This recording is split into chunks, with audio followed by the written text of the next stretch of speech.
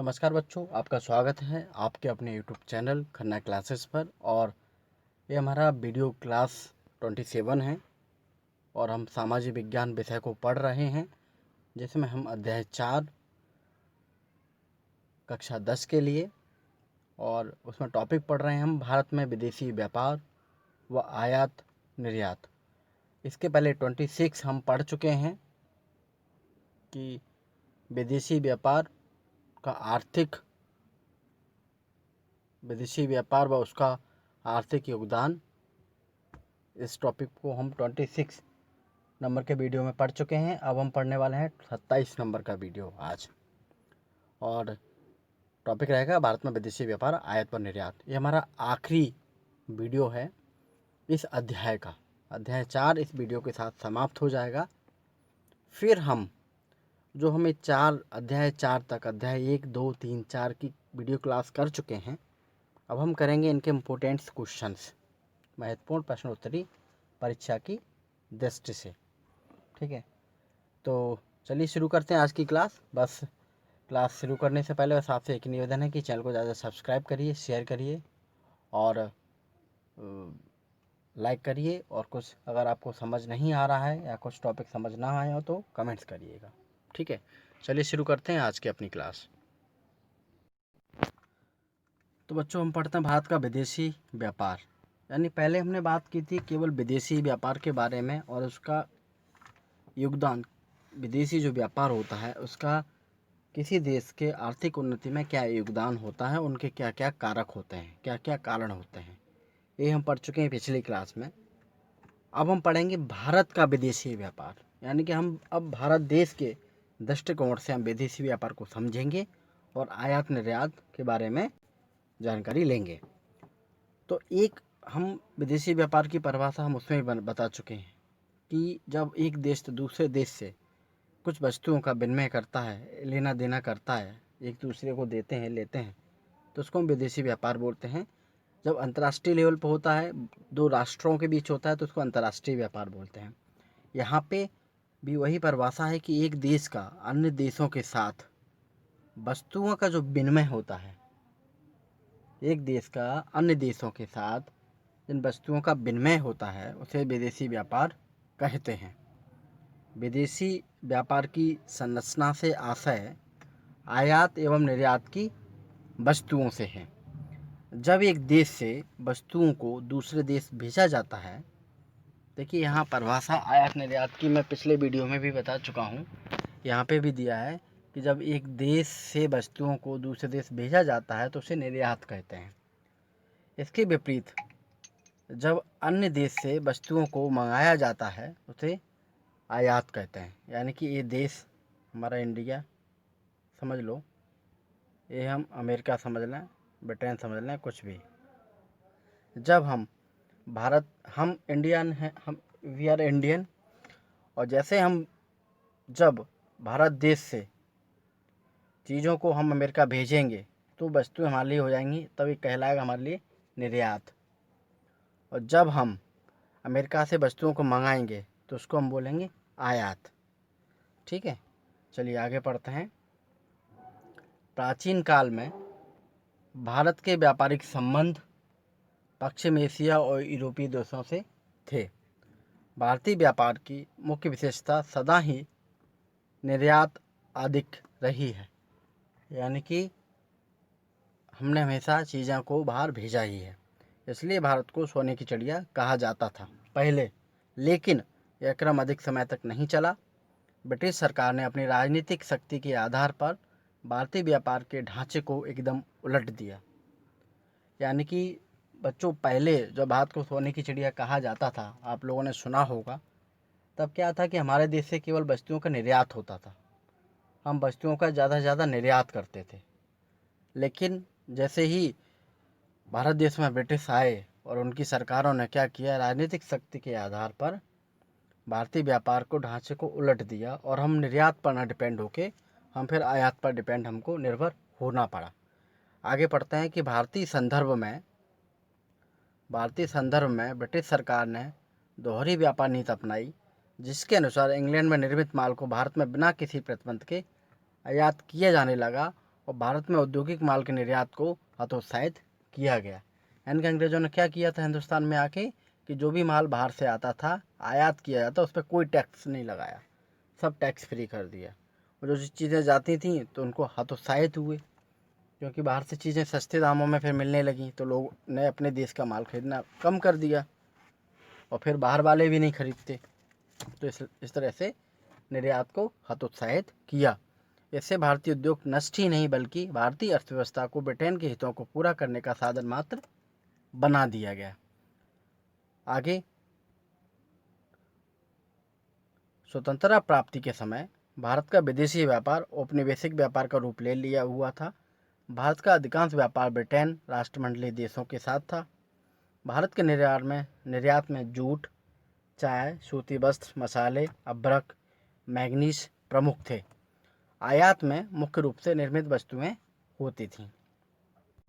अब स्वतंत्रता के बाद की प्रगति देखते हैं। स्वतंत्रता के बाद की प्रगति यानी कि हम आज़ाद नहीं होते तो हमारी हालत बहुत ख़राब थी। हमारी मीन्स भारत देश की हालत बहुत ख़राब थी, क्योंकि ब्रिटिश सरकारों ने आयात को पूरी तरह से छूट दे दी, निर्यात को बंद किया, कम किया, हतोत्साहित किया। तो उससे भारतीय उद्योगों को बहुत घाटा लगा और भारत बहुत सोने की चिड़िया होता था, वो बहुत ही गरीब देश बनने लगा। फिर क्या हुआ कि हमारा देश आज़ाद हुआ।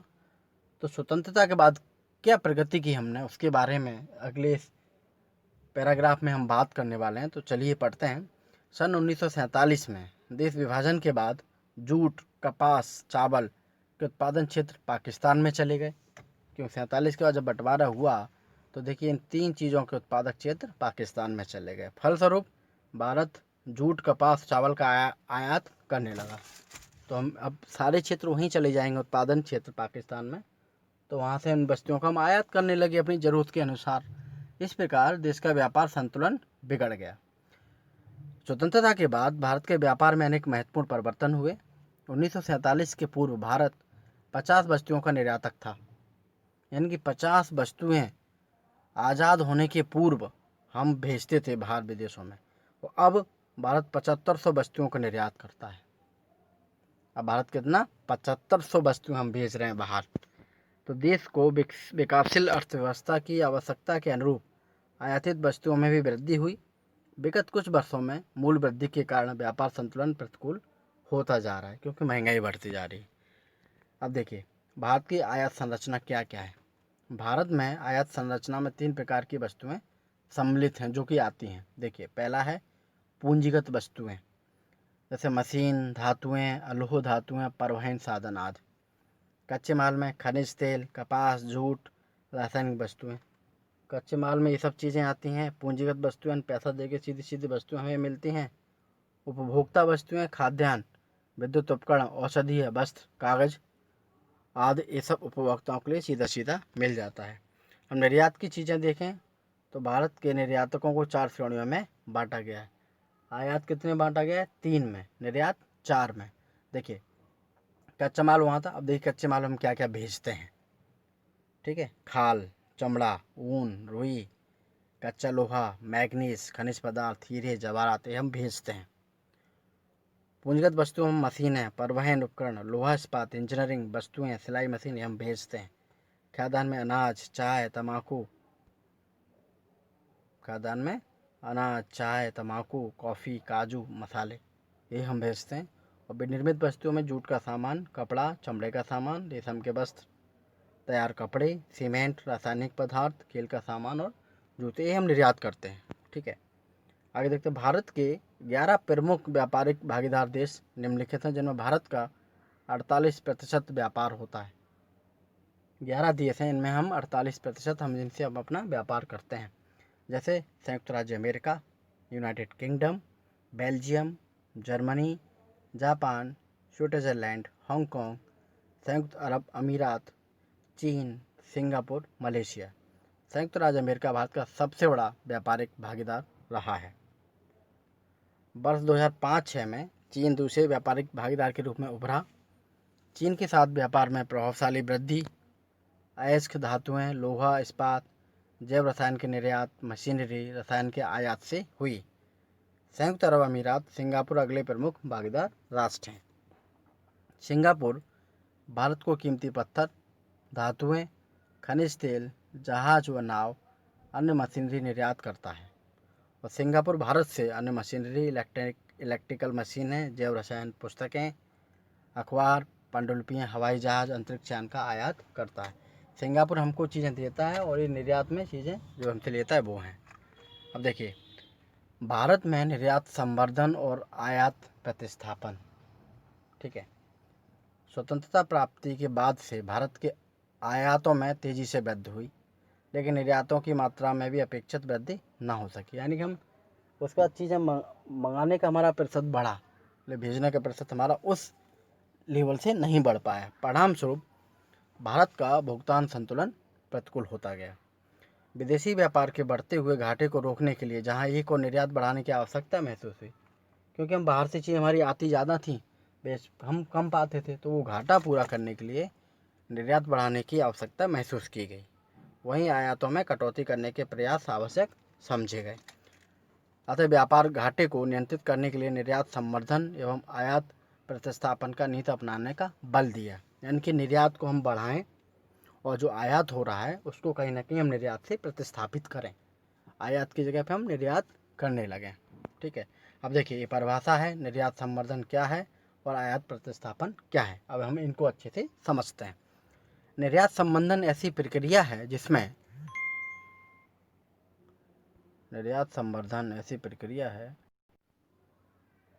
जिसमें निर्यात वृद्धि के लिए पुराने निर्यातकर्ताओं को तथा नवीन व्यक्तियों को निर्यात में वृद्धि करने के लिए प्रोत्साहित किया जाता है। निर्यात संवर्धन यानी ये सोचिए कि जो हमारे पुराने देश, जो हमारे हम निर्यात करते थे, जो वस्तुएं मंगाते थे, तो उनको तो प्रोत्साहित करें ही, साथ में नए लोगों को और जोड़ें, नए लोगों से हम टाई अप और करें कि हमारे यहाँ से वस्तुएं लीजिए। आयात प्रतिस्थापन में ये था कि यह ऐसी प्रक्रिया है जिसमें विदेशों से आयात की जाने वाली वस्तुओं के स्थान पर उन्हें कोई निकट स्थापन्न देश में ही उत्पादित किया जाता है। स्थानापन्न देश में ही उत्पादित किया जाता है, ठीक है। ये आयात प्रतिस्थापन की प्रक्रिया थी। अब देखिए, निर्यात संवर्धन के सरकारी प्रयास किए गए कि किस तरह हम देशों को आकर्षित करें कि वो हमारे यहाँ से वस्तुएं लें। तो विभिन्न संगठनों की स्थापना हुई। जैसे भारत सरकार ने निर्यात के लिए बाजार खोलने, घरेलू माल का विदेशों में प्रचार करने, निर्यातकों को सुविधा देने के लिए विदेशी व्यापार संस्थान, आयात निर्यात सलाहकार परिषद, राष्ट्रीय व्यापार निगम, निर्यात संवर्धन परिषद, सूती वस्त्र निगम, जूट निगम, निर्यात आयात बैंक की स्थापना की गई, जिससे हम निर्यात को बढ़ा सकें। फिर हमने व्यापार विकास संस्था, निर्यात संवर्धन के क्षेत्र में कार्यरत विभिन्न संस्थाओं में समन्वय स्थापित कर आवश्यक सेवाएं उपलब्ध कराने हेतु व्यापार विकास संस्था को स्थापित किया। अगला फिर हमने बनाया राजकीय व्यापार निगम की स्थापना की। निर्यात के विविधीकरण, विद्यमान बाजार को विस्तार देने एवं निर्यात कर आवश्यक सेवाएं उपलब्ध करने हेतु व्यापार विकास संस्था को स्थापित किया। फिर हमने निर्यात गृहों की स्थापना की, जहाँ से कि निर्यात किया जाए। जैसे मान्यता प्राप्त संस्थाओं को निर्यात संवर्धन के लिए विपणन विकास निधि से आर्थिक सहायता प्रदान कराने हेतु इसकी स्थापना की गई। भारत में 7 निर्यात संस्थान क्षेत्र हैं। देखिए कौन कौन है। कांडला, कहाँ पर, गुजरात में। सांता क्रूज, महाराष्ट्र। कोची, केरल में है। चेन्नई, तमिलनाडु। नोएडा, उत्तर प्रदेश। फाल्टा, पश्चिम बंगाल। विशाखापट्टनम, आंध्र प्रदेश। यहाँ कस्टम क्लियरेंस की सुविधाएं हैं। यानी कि यहाँ से हम चीज़ें बहुत जल्दी बाहर देशों को भेज सकते हैं, तुरंत कस्टम क्लियरेंस दे देता है। कस्टम विभाग के वहाँ पे ऑफिस हैं। चलिए आगे देखते हैं। भारत निर्यात आयात बैंक की स्थापना, निर्यात व्यापार को बढ़ावा देने हेतु निर्यात आयात बैंक की स्थापना की गई। अगला है ग्रीन कार्ड। सरकार ने निर्यात को तेज़ी से बढ़ाने के उद्देश्य से 100% निर्यात करने वाली संस्थाओं को ग्रीन कार्ड जारी कर दिया। यानी कि जो कंपनियां, जो इंडस्ट्री निर्यात को बढ़ाती हैं, 100% जो प्रोडक्शन कर रही हैं और बाहर विदेशों में भेज रही हैं, उनको ग्रीन कार्ड जारी कर दिए गए, जिससे शासन की विभिन्न योजनाओं में उनको लाभ मिलता है, जिससे लोग प्रोत्साहित हों। अगला है कि उदार लाइसेंस प्रणाली। सरकार ने 1992 में नई आयात निर्यात नीति की घोषणा करके लाइसेंस प्रणाली को काफ़ी उदार बना दिया। इससे मुक्त व्यापार को बढ़ावा मिला। अब देखिए आयात प्रतिस्थापन में हमने क्या क्या किया है, देखते हैं। आयात प्रतिस्थापन वो तो निर्यात संवर्धन था कि निर्यात को बढ़ाने के लिए हमने क्या क्या उपाय किए, क्या क्या सुझाव, सरकार ने क्या कदम उठाए। अब हम बात करें आयात प्रतिस्थापन की, तो भारत अर्थव्यवस्था विकासशील है। भारत में आयात की जाने वाली वस्तुओं का देसी विकल्प ढूंढकर विदेशों पर निर्भरता कम करने के प्रयास किए गए। यानी कि हमने ये पहले खोजा कि क्या क्या चीज़ें हम मंगाते हैं, तो वो चीज़ों की पूर्ति क्या हम देश में किस तरह से कर सकते हैं, कैसे कर सकते हैं, उसके प्रयास किए गए। इसमें आयात बिल कम होता है।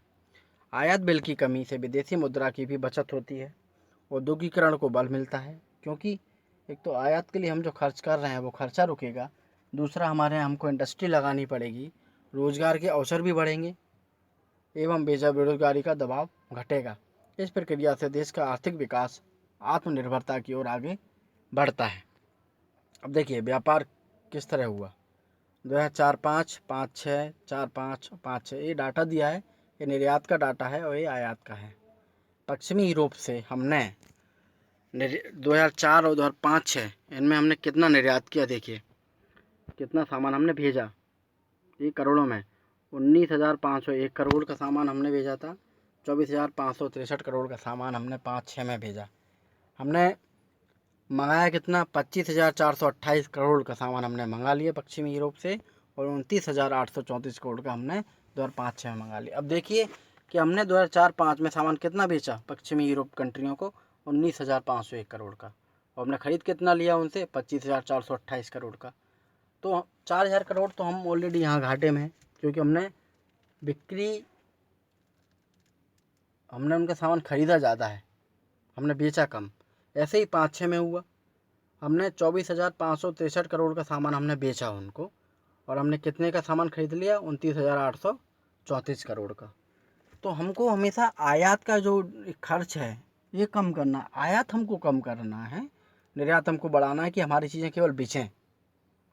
क्या होना चाहिए, हमारी चीज़ें, हिंदुस्तान के प्रोडक्शन रेट, ये सब डाटा बढ़ना चाहिए। ये हमारी बिक्री है और ये हमारी खरीदी है, तो बिक्री ज़्यादा होना चाहिए, हमारी खरीदी कम होना चाहिए। लेकिन डाटाओं से पता चलता है हमारी बिक्री कम है, खरीद हम ज़्यादा रहे हैं। तो इस वजह से हमारे देश की आर्थिक स्थिति गड़बड़ है, संतुलन नहीं है। इसी को करने के लिए इसलिए ये सब चीज़ें पढ़ाई जाती हैं कि आप लोग ये सब समझ सकें। तो बच्चों देखिए आज हमारा इस वीडियो क्लास के साथ अध्याय 4 तक 1, 2, 3, 4 ये अध्याय समाप्त हो चुके हैं कक्षा 10 सामाजिक विज्ञान विषय के। अब हम अध्याय 1 से अध्याय 4 तक महत्वपूर्ण प्रश्नोत्तर करने वाले हैं। रिक्त स्थान भी करेंगे, सही जोड़ियाँ भी करेंगे, प्रश्नोत्तर अति लघुत्तरीय, लघुत्तरीय, दीर्घोत्तरीय, सब तरह के प्रश्न करेंगे, बड़ा समझ समझ के करेंगे।